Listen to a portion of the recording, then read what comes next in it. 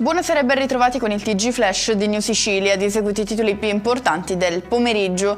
Incidente sul lavoro in un cantiere edile di Camastra, nell'Agrigentino. Precipitano da un'impalcatura metallica 3 operai, di cui 2 in gravi condizioni. Coinvolto poi l'autista del mezzo impiegato durante l'operazione, il 70enne sarebbe stato colto da un malore a causa dello shock.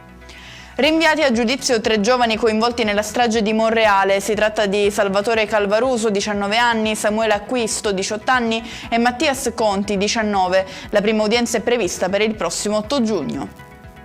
E rimaniamo a Palermo per il caso del tentato omicidio avvenuto a dicembre scorso all'interno della Vucciria. Condannato a 6 anni di reclusione lo studente statunitense responsabile dell'accoltellamento di un 29enne, indirizzata a quest'ultimo una lettera di scuse pronunciata dall'aggressore durante il rito abbreviato.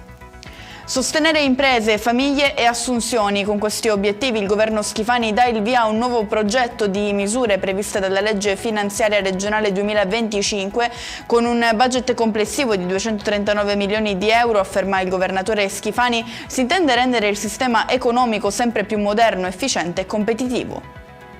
Chiudiamo con le previsioni meteo in Sicilia. A prevalere nella giornata di domani saranno cieli sereni e temperature sopra la media, con picchi che sfioreranno i 25 gradi. E con questo è tutto, prossimo appuntamento domani alle 13:30. Grazie per averci seguito, buon proseguimento di serata.